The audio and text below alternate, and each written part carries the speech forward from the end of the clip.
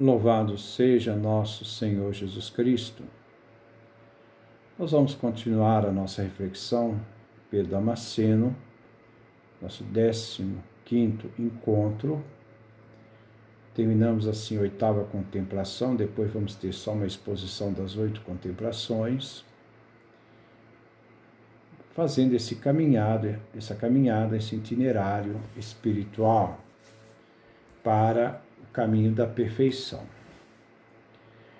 Então, essa 8ª contemplação ou conhecimento nos afirma, então, São Pedro Damasceno.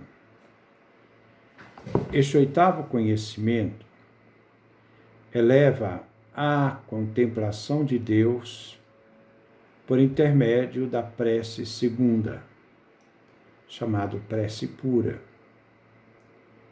que é própria do contemplativo. Assim, o intelecto é transportado. Ele não se transporta, ele é transportado. É a ação da graça que o eleva, neste impulso da prece, pelo desejo divino, desejo ardente de comunhão com o divino. E já nada mais sabe deste mundo, como dizem São Máximo Confessor e João Damasceno. Não apenas o intelecto esquece tudo, vamos ver o que significa isso, como esquece até a si mesmo. Eu estava falando esses dias, o que é confiar? Confiar é se lançar totalmente em Deus. Eu usei uma metáfora dizendo, imagine um mar eterno, sem fim, não tem limite. Esse mar que não tem limite é Deus. O ser humano é aquele que se lança neste mar, ele não tem nenhuma segurança.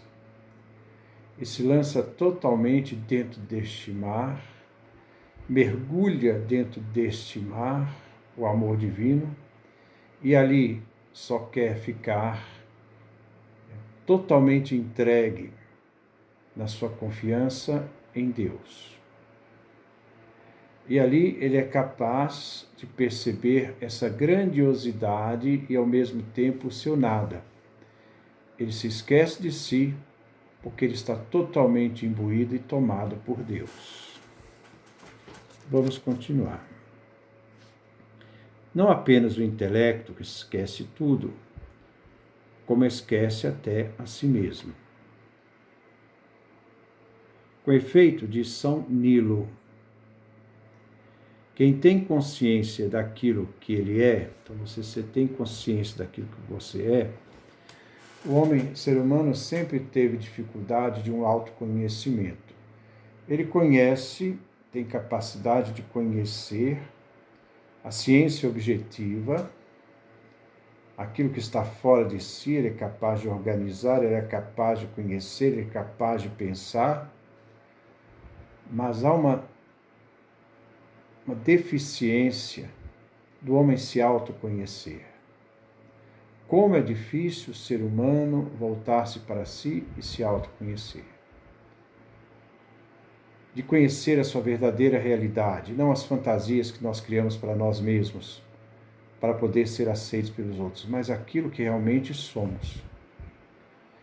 Essa realidade é necessário que nós estejamos sempre nesta entrega a Deus, porque quanto mais nós entregamos a Deus, mais nós tomamos conhecimento daquilo que nós somos. Não apenas o intelecto que esquece tudo, como esquece até de si mesmo. Com efeito de São Nilo, que tem consciência daquilo que ele é, quem tem consciência daquilo que ele não está em Deus apenas, mas também em si mesmo. A consciência de si mesmo nos faz encontrar com Deus. E ao mesmo tempo, quando nós nos encontramos com Deus, nós também estamos inseridos dentro de nós mesmos, no nosso próprio interior. Mas quando Deus lhe aparece, diz São Máximo, ele se torna um ser teológico, isto é, lhe é dado receber o Espírito Santo. Ele é totalmente divinizado. Deus totalmente vivendo naquela realidade humana, preenchendo todo o sentido daquela realidade humana. Claro que isso aqui é um caminho de perfeição. Quando aprendemos a conhecer a Deus, não acreditemos por ignorância que Deus é aquilo que vemos ao seu redor. Isto é, nós podemos achar que Deus é bondade, doçura, justiça, santificação, a luz, o fogo, a essência, a natureza, o poder, a sabedoria e as demais qualidades de que fala o grande Dionísio. Nem nada do que o intelecto possa abarcar.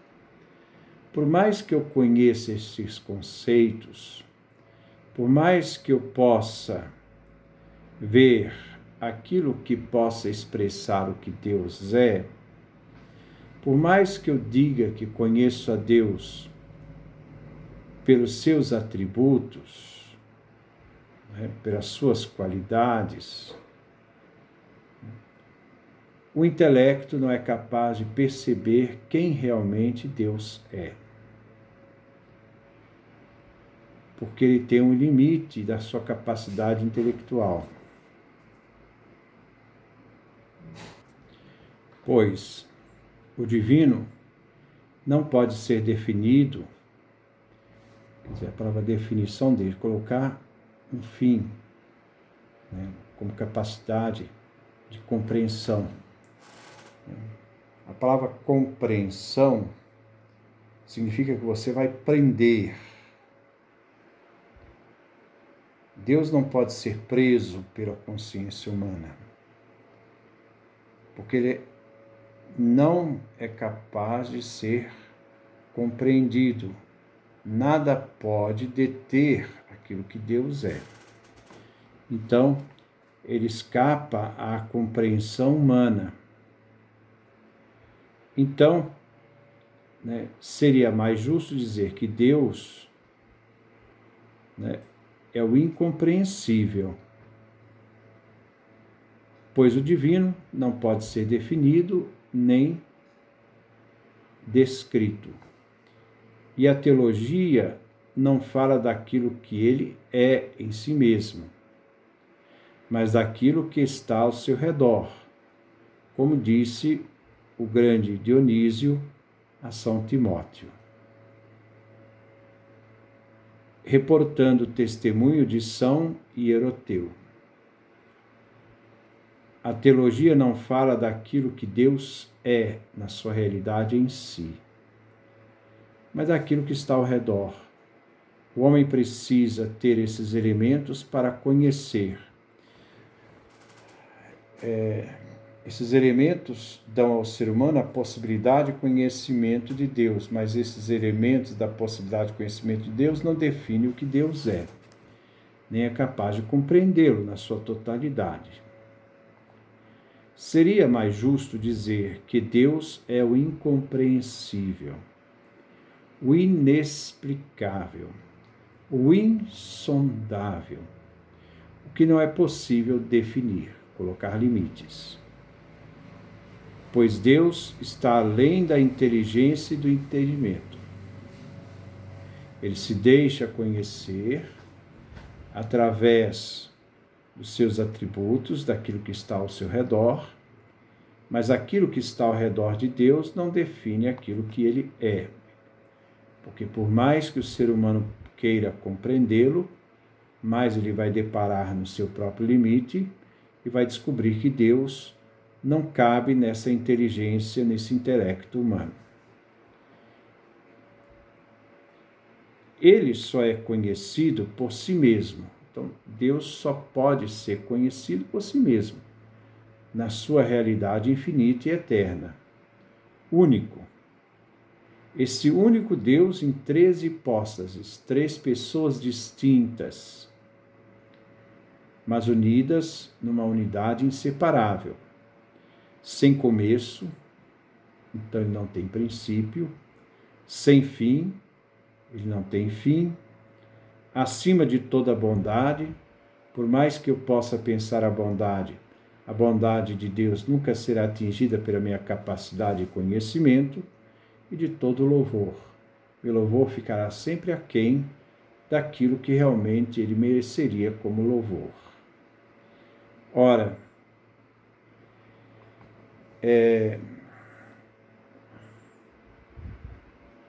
o que é dito dele na Divina Escritura exprime nossa impotência. E foi dito para que saibamos que Deus é, mas não o que ele não é. Então, não é o que Deus... Nós não conseguimos entender o que Deus não é. Nós entendemos o que Deus é, mas isso é expresso na Escritura através de realidades que sejam capazes da percepção humana. Um exemplo disso que eu posso dar é a questão da justiça divina. Existem pessoas que condenam os outros porque elas acham que elas são juízes para definir o que é justiça divina e o que não é. Isto é uma grande arrogância, prepotência. Por quê? Porque por mais que eu queira entender a justiça divina, o ser humano não é capaz de medir a justiça divina, porque a sua compreensão passa sempre pelo limite da justiça humana. E quando nós entendemos essa justiça divina, ela não pode ser entendida sem a misericórdia, que também nós não conseguimos entender. Por mais que eu possa compreender a misericórdia estará sempre mais para além daquilo que eu possa conhecer dela, como também da justiça. Por isso, a justiça compete a Deus e a misericórdia compete a Deus. A nossa disposição é estar em Deus, confiar, entregar a vida neste momento da contemplação. Então, pois ele é incompreensível a toda e qualquer natureza dotada de razão e de intelecto. Então, ele é incognoscível. Ele se deixa conhecer, mas a realidade que nós podemos conhecer passa sempre daquilo que é a capacidade humana de compreensão, mas esta capacidade humana de compreensão não atinge a plenitude daquilo que Deus é. Só Deus conhece a si mesmo. Embora nós também, seres humanos, devemos nos conhecer, mas só conheceremos a Deus quando estivermos totalmente imersos em Deus, que aí nós vamos saber quem somos e tomar consciência da nossa realidade. Devemos, portanto, e da mesma maneira, admirar a encarnação do Filho de Deus e sua união em sua própria hipóstase, sua própria pessoa. 2 naturezas numa única pessoa, hipóstase. Uma unidade, que une 2 pessoas distintas, mas inseparáveis. Por que nós devemos olhar isso? Primeiro, que são 2 naturezas distintas, nós sabemos. Ele precisava ser homem, porque quem precisava ser salvo era a humanidade, não era a divindade. E ele assume a humanidade para conduzir a humanidade à perfeita obediência, vencendo na perfeita obediência a desobediência de Adão, e vencendo a desobediência de Adão, ele vence a morte, que era a pena da desobediência, e nos dá a vida. Então ele precisava ser homem. Mas ele precisava também ser, precisar é uma palavra mal colocada, né? Ele é também Deus, melhor vou colocar no presente, ele é também Deus, porque é Deus que salva. Então ele precisava ser Deus, porque era ele que é o autor da salvação do ser humano, conduzindo a humanidade que ele assumiu à perfeita obediência. Então, nós podemos perceber que ele precisava ser único, uma unidade inseparável, porque se o divino separa da humanidade, nós perdemos a realidade do mistério da cruz que foi conquistado pela morte e ressurreição de Cristo. Porque Jesus, ao subir ao céu, carrega a nossa humanidade e ele está unido ao Pai sem, em nenhum momento, se separar da Trindade. Então, manter essa dinâmica para compreender o mistério do Cristo, mas sempre para nós há dificuldade de compreensão, porque por mais que eu queira entender isto, eu sempre vou cair no campo do mistério, que é um campo divino, porque é uma realidade que escapa ao nosso conhecimento.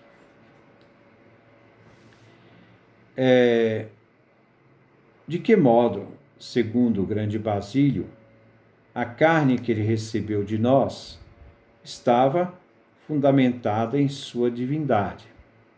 A divindade se uniu a esta humanidade e Maria concebeu uma única pessoa em duas naturezas distintas, mas inseparáveis. Pois a união é como o ferro e o fogo. Para que conheçamos o Cristo único em duas naturezas, como disse São João Damasceno, a mãe de Deus. O que ele falou para Maria? Puríssima, você gerou a hipóstase, a pessoa única, em duas naturezas. Isto é, Maria gerou o Deus encarnado, ao qual cantamos, Deus seja bendito. E também nos fala João Damasceno, aquele a quem nada pode limitar, não se alterou. Isto é, está falando de Jesus, a sua divindade. Aquele que nada pode limitar, porque ele não tem limite, ele é divino, não se alterou quando se uniu à humanidade.